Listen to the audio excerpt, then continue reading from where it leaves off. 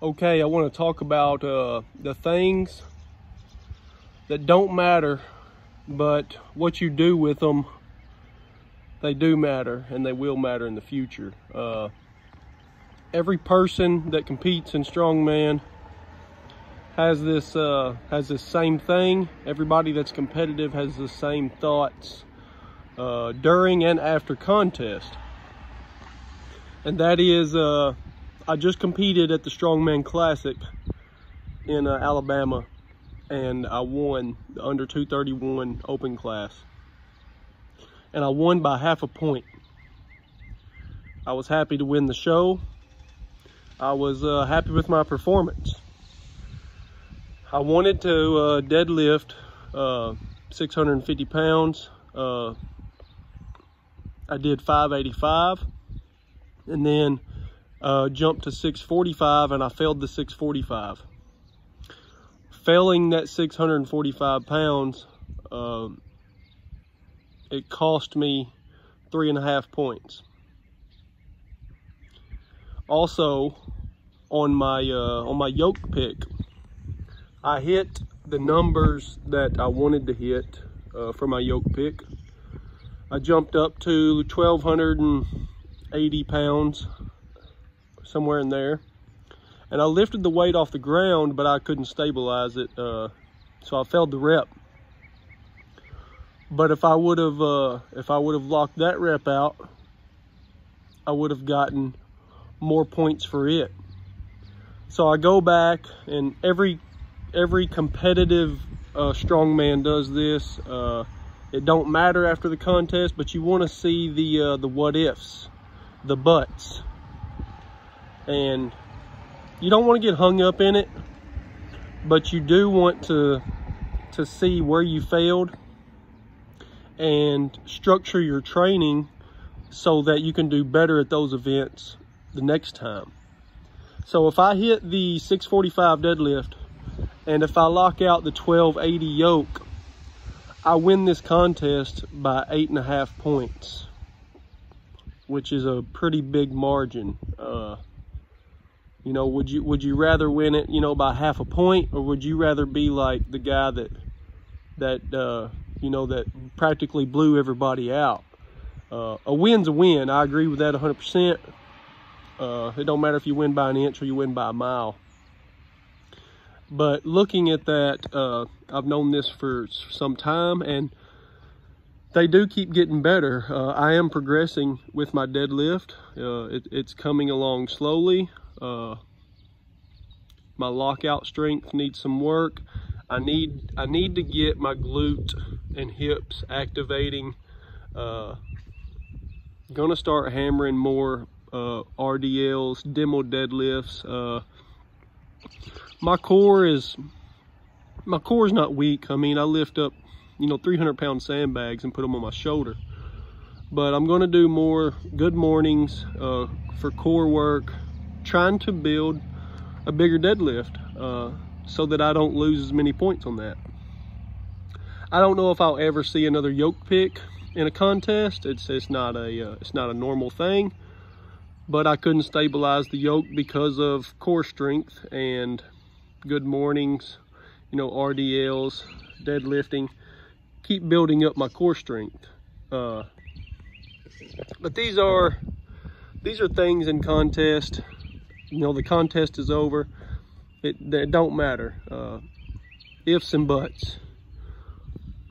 Old man told me one time, if ifs and buts were candy and nuts, it'd be Christmas all year long. A lot of truth to that, because most people are if I would have done this, but if this would have happened, but it didn't, and if nothing. What happened happened. So, you know, it's the things that don't matter, the ifs and the buts. But you can go back as a competitive strongman. You can look and see where you lacked, where you didn't perform as good as you could have. And then you can structure, you know, a 12-week block in the off season, hitting the movements that will help build up that weaker area. And next time you go into a peaking phase, next time you're getting ready for a contest, you know, you'll pick up the 645, or you'll be closer to it, or you may blow it out of the water because what you did in the off season really worked your weaknesses.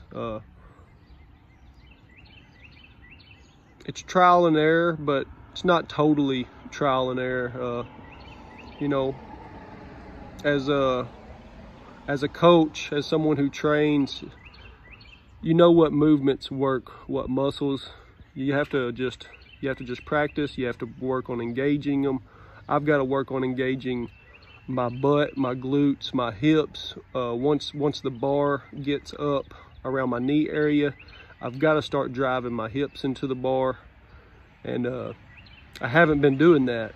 It's not because I'm not trying, it's just because I haven't quite got that dialed in yet. But it's something that I know I got to work on. So just wanted to cover the things. I call this the things that don't matter, the ifs and the buts. But they do matter. What you do with them, you know, what you learn from your performance. The same thing with the other competitors. You know, if one of the guys, it was like a 7-way tie for deadlift. If one of the guys hit the deadlift, you know, that came in second or third, that tied with me, they win the contest by, you know, a point or half a point or two. You know, so, you know, if they would have deadlifted that, they would have won, but they didn't. And, you know, now I guarantee you they're looking at the same thing, like, I've got to hit this deadlift, I've got to stabilize, I've got to get better, I need to routinely be hitting this so that I can pick up more points in every contest. Deadlift, I've always gave up points on deadlift in every contest I've done. I've always been good enough to be in the upper half for most contests. I really underperformed in one time.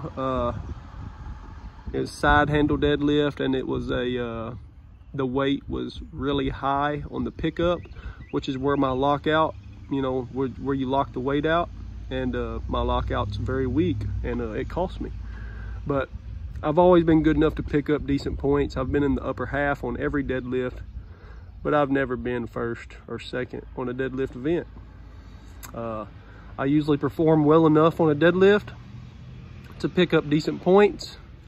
I'm usually in the top 3 on a overhead.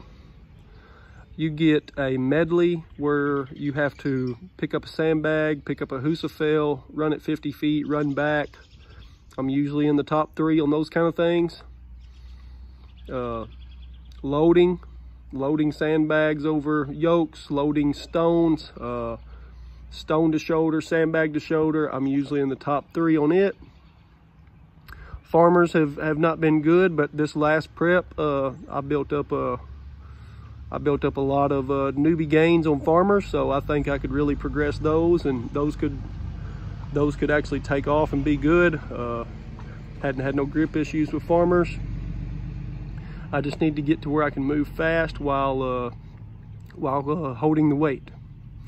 My yoke's not very good. It's been good enough in local shows to be in the upper half, and you know, it's looked good at these local shows, but you get up there in the 700-pound range on a yoke, I can pick it up and I can move it 50 feet, but I'm not fast.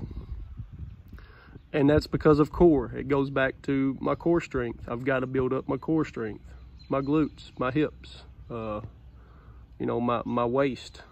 And so that's it. I just wanted to touch on this topic, put it out there. Appreciate y'all watching.